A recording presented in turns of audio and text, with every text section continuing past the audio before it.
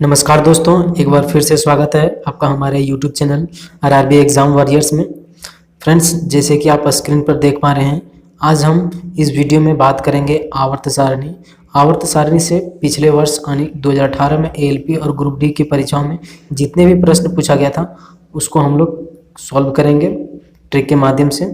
तो आप वीडियो को अंत तक देखिए। जैसे कि फ्रेंड्स 2021 में ग्रुप डी का परीक्षा होने वाला है, तो उसी को ध्यान में रखते हुए हम एक आवर्त सारणी के जितने भी प्रश्न पूछा गया था उसका एक सुपर सीरीज चालू कर रहे हैं, जिसका आज पहला क्लास होगा।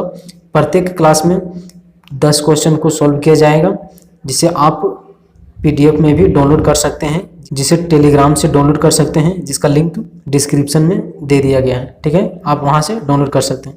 जैसे कि फ्रेंड्स, यदि हम आवर्त सारणी का रेलवे की परीक्षाओं में वेटेज की बात कर लेते हैं, तो जैसे कि ग्रुप डी में यदि हम बात करते हैं तो प्रत्येक शिफ्ट में 25 क्वेश्चन पूछा जाता है। ठीक है फ्रेंड्स, जैसे कि साइंस का जो टॉपिक्स होता है उसमें 25 क्वेश्चन पूछा जाता है, और 25 क्वेश्चन में या कोई भी टॉपिक से फिक्स नहीं होता है कि किससे प्रश्न आएंगे और किससे नहीं, लेकिन आवश्यक ही फिक्स होता है कि जो आवर्त सारणी है उससे प्रत्येक शिफ्ट में 2 से 3 क्वेश्चन आपको देखने को मिलेंगे ही मिलेंगे। तो आप इस टॉपिक्स को बिल्कुल ही नेग्लेक्ट नहीं कर सकते हैं, आपको इसे पढ़ना ही होगा। तो चलिए फ्रेंड्स, वीडियो को शुरू करते हैं। फ्रेंड्स, वीडियो को शुरू करने से पहले आप यदि मेरे चैनल पर पहली बार आए हो और चैनल को अभी तक सब्सक्राइब नहीं किए तो चैनल को सब्सक्राइब कर लीजिए और बेल आइकन को भी प्रेस कर लीजिए, ताकि फ्रेंड्स मैं इस तरह का वीडियो लगातार ला रहा हूँ जिसका नोटिफिकेशन आप तक सबसे पहले पहुँचे। ठीक है, और आपका एक भी टॉपिक्स ना छूटे और आप एग्ज़ाम में सही तरीके से क्वेश्चन को डील कर सकें। तो चलिए फ्रेंड्स, वीडियो को शुरू करते हैं। फ्रेंड्स, क्वेश्चन करने से पहले पीरियोडिक टेबल में कुछ बेसिक जानकारी होता है जिसे हम लोगों को जानना बहुत ही ज़रूरी है, क्योंकि इन सारे शब्द का प्रयोग जब हम लोग क्वेश्चन करेंगे तो बार बार इसका यूज होगा। चलिए हम लोग समझ लेते हैं।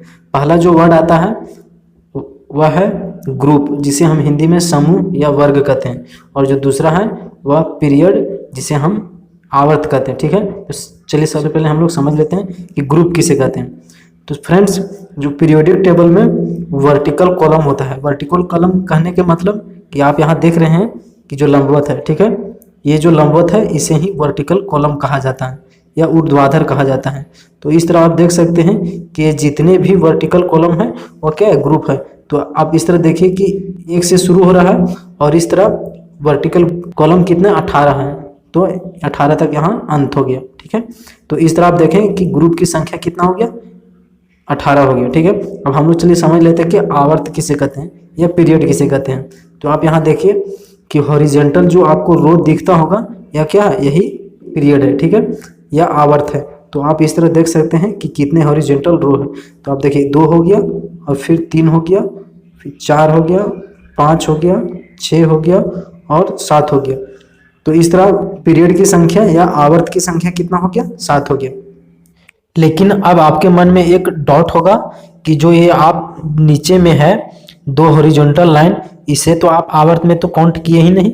तो मैं आपको क्लियर कर देता हूं कि इन दोनों का स्थान देखिए, ऊपर वाले रो को कहते हैं लेंथेनाइड और नीचे वाले रो को कहते हैं एक्टिनाइड। ठीक है, तो इन दोनों का स्थान छठा आवर्त और 7वां आवर्त, ठीक है, छठे आवर्त और 7वें आवर्त में इनका स्थान रिक्त छोड़ा गया है। तो यहाँ आप देख सकते हैं कि ये 2 स्थान रिक्त छोड़ा गया है।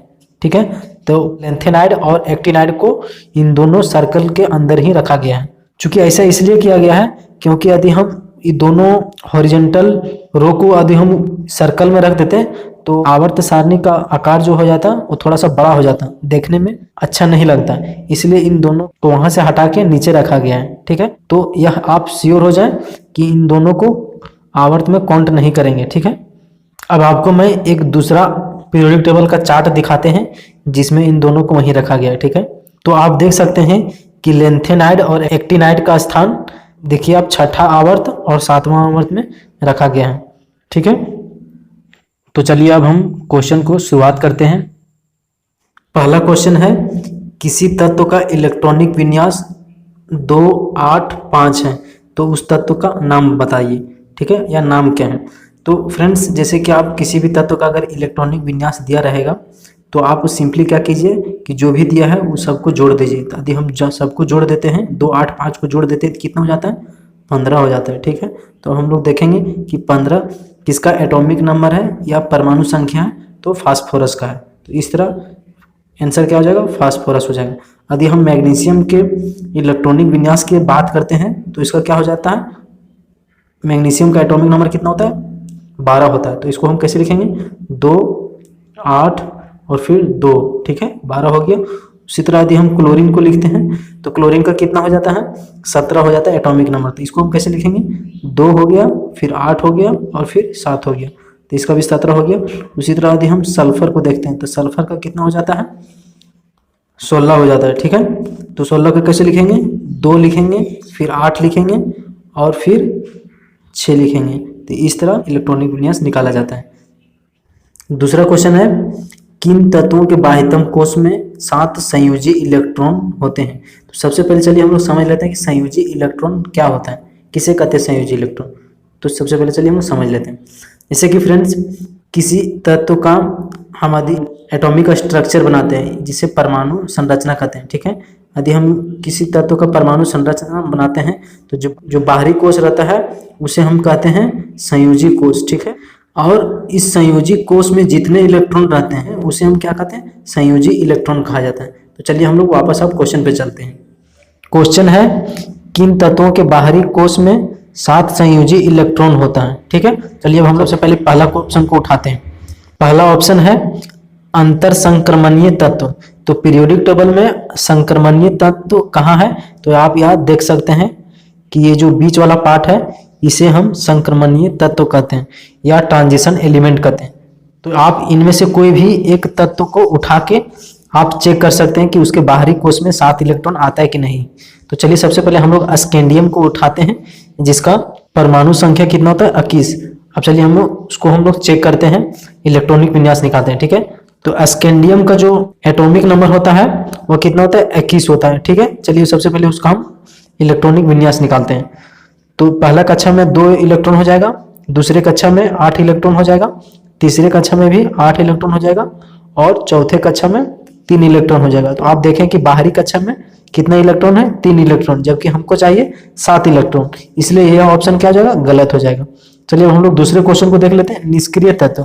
तो पीरियोडिक टेबल में 18वें ग्रुप को क्या कहते हैं? निष्क्रिय तत्व कहा जाता है। ठीक है, जो आप ये देख रहे हैं इसे ही हम निष्क्रिय तत्व कहते हैं। तो उनमें से किसी एक को भी उठा लीजिए। अगर हम यदि लेते हैं नियोन को, ठीक है, तो नियोन का एटॉमिक नंबर जो होता है वह 10 होता है। इसको अब यदि हम इलेक्ट्रॉनिक विन्यास निकालते हैं नियोन का तो कैसे निकलेगा?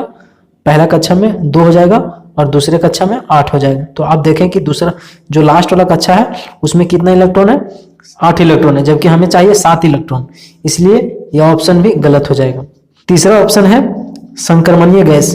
पीरियोडिक टेबल में संक्रमणीय गैस का कहीं भी उल्लेख नहीं किया गया है, तो ये तो ऑप्शन ऐसे ही नेग्लेक्ट हो जाएगा। जो बच गया ऑप्शन चौथा ऑप्शन क्या हो जाएगा? हाइड्रोजन सही हो जाएगा। ठीक है, तो आप देखें कितनी अच्छी तरह से हम लोग इस क्वेश्चन को सॉल्व कर लिए।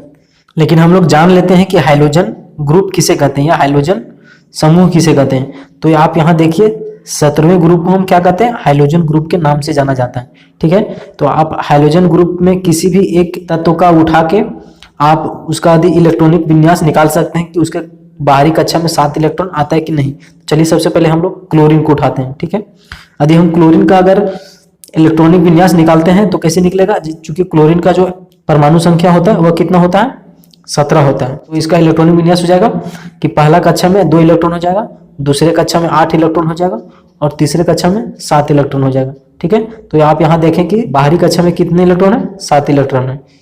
तो हाइड्रोजन ग्रुप के आप किसी भी एलिमेंट को उठा करके आप चेक कर सकते हैं कि उसके बाहरी कक्षा में 7 इलेक्ट्रॉन आता है कि नहीं आता है। ठीक है, तीसरा क्वेश्चन है, एक समूह में ऊपर से नीचे की ओर जाने के दौरान निम्नलिखित में से किसमें वृद्धि होती है? ठीक है, तो बेसिकली आपको ये चार्ट याद होना चाहिए तभी ये क्वेश्चन सॉल्व होगा। तो चलिए हम लोग देख लेते हैं क्वेश्चन क्या कर रहा है। जैसे कि फ्रेंड्स यदि एक पीरियोडिक टेबल है, जैसे कि हम शॉर्ट में हम पीरियोडिक टेबल को हम ड्रॉ कर रहे हैं। ठीक है, ये पीरियोडिक टेबल है। तो ये बोल रहा है कि ऊपर में समूह मतलब क्या होता है कि वर्टिकल कॉलम होता है। तो हम आपको बताएंगे शुरू में समूह क्या होता है। तो अगर ऊपर से नीचे आते हैं, ठीक है, जैसे कि हम चित्र में आपको दिखा रहे हैं। यदि हम ऊपर से नीचे आते हैं तो निम्नलिखित में से किस में वृद्धि होता है? तो देखिए पहला है धातु गुण। तो आप यहाँ देख लेते हैं चार्ट में, बेसिकली जो आपको चार्ट याद होना चाहिए तब ये क्वेश्चन सॉल्व होगा। तो देखिए धातु गुण है, तो हम यदि धातु की बात करते हैं तो यहाँ आप देखिए, यहाँ धातु गुण के बारे में जिक्र किया गया है, ठीक है। तो यदि हम ऊपर से नीचे आते हैं तो आप देख रहे हैं कि हम नीचे आ रहे हैं तो क्या हो रहा है, मेटल कैरेक्टर में यानी जो धातु का गुण है उसमें क्या हो रहा है, इंक्रीज हो जा रहा है, ठीक है। यदि हम बाएं से दाएं जाते हैं तो क्या हो जाएगा, डिक्रीज हो जा रहा है यानी धातु गुण घटेगा।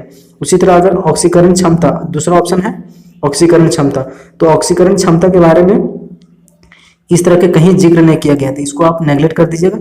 तीसरा ऑप्शन है विद्युत ऋणात्मक। विद्युत ऋणात्मक कहने का मतलब कि इलेक्ट्रोनेगेटिविटी, यहाँ आप देख सकते हैं कि इलेक्ट्रोनेगेटिविटी के बारे में जिक्र किया गया है। तो आप देखिए ऊपर से हम यदि नीचे आ रहे हैं तो क्या हो रहा है, डिक्रीज हो जा रहा है, ठीक है, डिक्रीज हो जा रहा है। यदि हम बाएं से दाएं जाते हैं तो क्या हो जाता है, इंक्रीज हो जाता है, ठीक है, कम होने की प्रवृत्ति, इसके बारे में भी जिक्र नहीं किया गया। तो आप देखें कि तीसरा क्वेश्चन को कितनी आसानी से सॉल्व किया गया। यदि आप इस चार्ट को याद करेंगे तभी यह क्वेश्चन सॉल्व होगा, अन्यथा नहीं होगा। तो चलिए हम लोग चौथे क्वेश्चन को देख लेते हैं। चौथा क्वेश्चन है, निम्नलिखित में से कौन सी धातु मुक्त अवस्था में पाई जाती है? मुक्त अवस्था में पाए जाने कहने का मतलब हो रहा है कि यदि हम कोई धातु है उसको हम यदि खुला वातावरण में रख देते हैं उस पर जंग नहीं पड़ता है, तो ऐसा दो धातु है, ठीक है। तो पहला है सोना, जिसे हम Au से व्यक्त करते हैं, ठीक है, और दूसरा है प्लेटिनम, जिसे हम Pt से डिनोट करते हैं, ठीक है। तो ये दो धातु है जो मुक्त अवस्था में पाया जाता है। तो आप यहाँ देख रहे हैं कि जिंक तो नहीं हो जाएगा, कैल्शियम भी नहीं होगा, मैग्नीशियम भी नहीं होगा, सोना होगा और प्लेटिनम होगा। सोना ऑप्शन में नहीं है, यानी जो प्लेटिनम क्या हो जाएगा, आपका आंसर हो जाएगा, ठीक है। अब हम लोग पांचवें क्वेश्चन को देख लेते हैं। पांचवा क्वेश्चन है, एक तत्व का परमाणु क्रमांक 17 है, तो आधुनिक आवर्त सारणी में इसका स्थान क्या होगा? तो आपको बताना है कि कौन से आवर्त और कौन से समूह में। तो सबसे पहले यदि आपको यह बताना होगा कि कौन से आवर्त और कौन से समूह में है, तो सबसे पहले उस तत्व का इलेक्ट्रॉनिक विन्यास निकालिए। तो 17 का इलेक्ट्रॉनिक विन्यास हम यदि निकालते हैं तो क्या हो जाएगा, 2, 8 और 7। बेसिकली यह कौन से तत्व है, तो क्लोरीन है, ठीक है। तो इस तरह हम इसका क्या निकालेंगे, इलेक्ट्रॉनिक विन्यास। तो यहाँ आप देखें कि कितना कक्षा हो गया, 1 कक्षा हो गया, 2 कक्षा हो गया और फिर 3 कक्षा हो गया। तो 3 कक्षा हो गया, यानी मतलब 3 कक्षा क्या दर्शा रहा है कि यह आवर्त हो गया, ठीक है, आवर्त। तो इसका आवर्त संख्या कितना हो जाएगा, 3 हो जाएगा। लेकिन यदि समूह की बात करते हैं तो समूह कौन सा हो जाएगा, तो देखिए इसका अंतिम जो इलेक्ट्रॉन है वो क्या है, 7 है। तो इसका 7 में आप 10 जोड़ दीजिए, तो 7 में अगर 10 जोड़ देते हैं तो कितना हो जाता है, 17, ठीक है।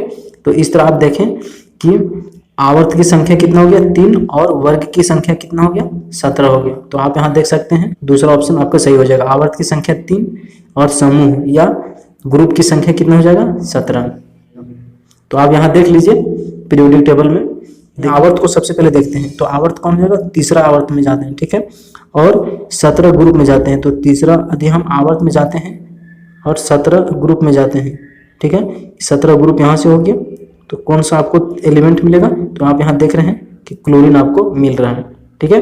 तो आप देखें किस तरह से आसानी से हम किसी भी तत्व का पीरियोडिक टेबल में कहाँ स्थान होगा निकालिए, ठीक है।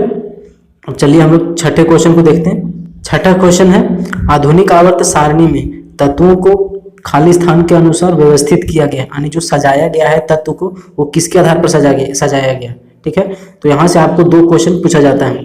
पहला कि जो मेंडलीव जो तत्वों को सजाया था वो परमाणु द्रव्यमान के आधार पर सजाया था, जैसे, लेकिन बाद में जो मोसले ने आधुनिक आवर्त सारणी को बनाया तो उसमें जो तत्वों को सजाया वो परमाणु संख्या के बढ़ते क्रम में सजाया, ठीक है। जैसे कि आप अगर यदि आवर्त सारणी में यदि देखेंगे तो तत्व आपको मिलेंगे ऐसे करके, 1 हो गया, फिर 2 हो गया, फिर 3 हो गया, 4 हो गया, यानी परमाणु क्रमांक के आधार पर मिलेंगे, ना कि द्रव्यमान संख्या के आधार पर। तो आपका पहला आंसर सही हो जाएगा। अब हम लोग 7वें क्वेश्चन को देख लेते हैं। 7वां क्वेश्चन है, निम्न में से किस समूह में बाह्यतम कोश में 1 इलेक्ट्रॉन होता है? आपको हम अभी बताएं कुछ देर पहले कि बाह्यतम कोश में जितने भी इलेक्ट्रॉन होते हैं उसे संयोजी इलेक्ट्रॉन कहते हैं। तो आपको बताना है कि किसमें 1 इलेक्ट्रॉन होता है, यानी बाहरी कक्षा में 1 इलेक्ट्रॉन होना चाहिए। तो सबसे पहले हम लोग क्या करेंगे, जितने जो भी हमें तत्व दिया है उसका हम इलेक्ट्रॉनिक विन्यास निकालेंगे। तो पहले ऑप्शन को हम लोग देखते हैं। तो पहले ऑप्शन को हम लोग देखते हैं बेरियम। बेरियम का कितना होता है, 4 होता है, ठीक है। 4 का यदि हम इलेक्ट्रॉनिक विन्यास निकालते हैं तो क्या हो जाएगा, पहला कक्षा में 2 और फिर 2। इस तरह देखें कि बाहरी कक्षा में कितने इलेक्ट्रॉन आ गया, 2 इलेक्ट्रॉन हो गया, तो इसलिए यह ऑप्शन क्या हो जाएगा, गलत हो जाएगा, ठीक है। दूसरे ऑप्शन को हम उठाते हैं मैग्नीशियम। यदि मैग्नीशियम का इलेक्ट्रॉनिक विन्यास करते हैं तो इसका जो एटॉमिक नंबर होता है वह कितना होता है, 12। तो इसका हम इलेक्ट्रॉनिक विन्यास निकालते हैं, ठीक है। तो 2 हो जाएगा, फिर 8 हो जाएगा और फिर 2 हो जाएगा। तो इसके भी बाहरी कक्षा में कितने इलेक्ट्रॉन आया, 2 आ गया, जबकि हमको चाहिए 1। तो यह भी ऑप्शन क्या हो जाएगा, गलत हो गया। यदि हम कैल्शियम को देखते हैं, चौथा ऑप्शन को देख लेते हैं। कैल्शियम को देखते हैं तो इसका एटॉमिक नंबर होता है वह कितना होता है, 20। अब हम इसका इलेक्ट्रॉनिक विन्यास निकालते हैं तो पहला जो कक्षा में हो जाएगा 2 हो जाएगा, दूसरे कक्षा में 8 हो जाएगा और फिर तीसरे कक्षा में क्या हो जाएगा, फिर 8 हो जाएगा यानी 18 और फिर चौथे कक्षा में क्या हो जाएगा, 2 हो जाएगा। तो आप देखें कि बाहरी कक्षा में कितना इलेक्ट्रॉन है, 2 इलेक्ट्रॉन है, तो यह भी ऑप्शन गलत हो जाएगा। तो आपका सही आंसर क्या हो जाएगा, लिथियम, ठीक है। तो आप बारी बारी से जो तीसरा ऑप्शन है उसके तत्व का अगर इलेक्ट्रॉनिक विन्यास निकालते हैं तो आपको प्रत्येक बाहरी कक्षा में आपको 1 इलेक्ट्रॉन देखने को मिलेगा, ठीक है। जैसे कि सोडियम के बाहरी कक्षा में 1, पोटेशियम के बाहरी कक्षा में 1 और लिथियम के बाहरी कक्षा में 1 हो जाएगा। इस तरह तीसरा ऑप्शन क्या हो जाएगा, सही हो जाएगा। अब हम लोग 8वां क्वेश्चन को देख लेते हैं। 8वां क्वेश्चन है Al यानी एल्युमिनियम के पावर में +3 है तो उसका इलेक्ट्रॉनिक विन्यास क्या होगा, हमें इलेक्ट्रॉनिक विन्यास निकालने बोला।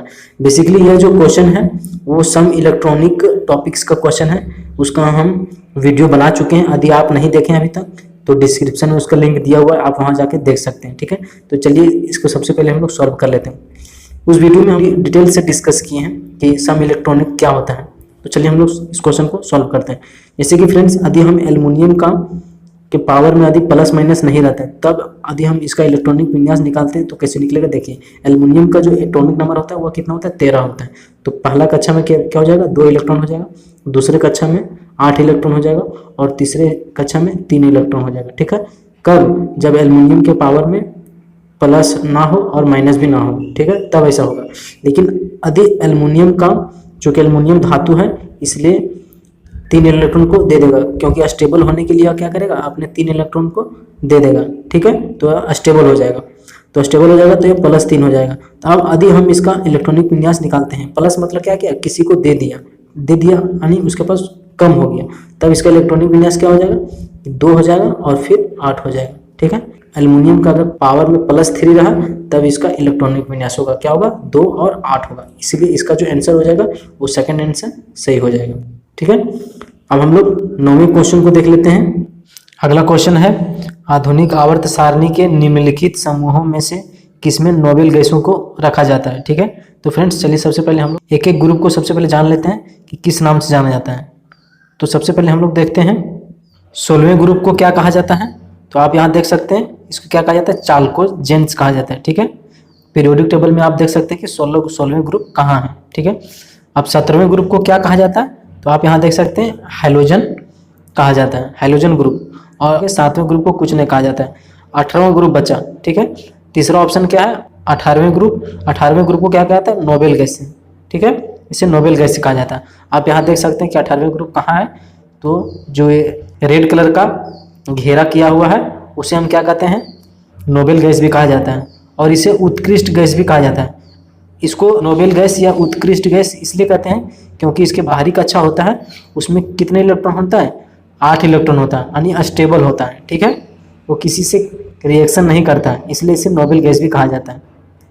आज का लास्ट क्वेश्चन है, नेट्रियम निम्न में से किसका लैटिन नाम है, ठीक है। जैसे कि फ्रेंड्स बहुत ऐसे तत्व हैं जिनका लैटिन नाम होता है, ठीक है। तो जैसे कि आप यहाँ देख सकते हैं कि चार्ट में यह कुछ लैटिन नाम लिखा गया है जिसे आप याद कर सकते हैं, ठीक है। ये सब क्वेश्चन होता है फ्रेंड्स कि जैसे कि आपको याद रहेगा तभी ही बनेगा। तो जैसे कि हम लोग देख सकते हैं कि एंटीमनी का लैटिन नाम क्या होता है, एस्टिबियम। कॉपर का क्या होता है, तो कैपरम। गोल्ड का क्या होता है, ऑरम, या बहुत ही महत्वपूर्ण है, गोल्ड का हो गया। और फिर सोडियम का हो गया, सिल्वर का हो गया, बहुत ही महत्वपूर्ण होता है और बार बार एग्जाम में पूछा जाता है। जैसे आयरन का हो गया, फेरम हो गया, फिर लेड का हो गया, प्लम्बम हो गया, मरकरी का हो गया, हाइड्रेजियम हो गया, पोटेशियम का, कैलियम हो गया, सिल्वर का, अर्जेंटम हो गया, सोडियम का देख सकते हैं यहाँ सोडियम का ही पूछा था, नेट्रियम उल्टा पूछ लिया था, ठीक है, कि नेट्रियम किसका है, तो आप यहाँ देख सकते हैं नेट्रियम सोडियम का है, इसलिए इसका आंसर क्या हो जाएगा, सोडियम हो जाएगा। तो आप इस तरह इस चार्ट को याद कर लीजिएगा ताकि आगे आपको कहीं भी इस तरह के क्वेश्चन देखने को मिले तो आपसे ना छूटे, ठीक है। तो चलिए फ्रेंड्स, मिलते हैं अगले वीडियो में। और यदि आपको यह वीडियो अच्छा लगा हो तो लाइक कीजिए, शेयर कीजिए और सब्सक्राइब कीजिए। यदि इस वीडियो का PDF डाउनलोड करना चाहते हैं तो ज्वाइन कीजिए हमारे टेलीग्राम चैनल, जिसका नाम है @RRB एग्जाम वॉरियर के नाम से बना हुआ है, आप वहां से ज्वाइन कर सकते हैं। तो चलिए फ्रेंड्स, मिलते हैं अगले वीडियो में, तब तक के लिए जय हिंद, जय भारत, वंदे मातरम।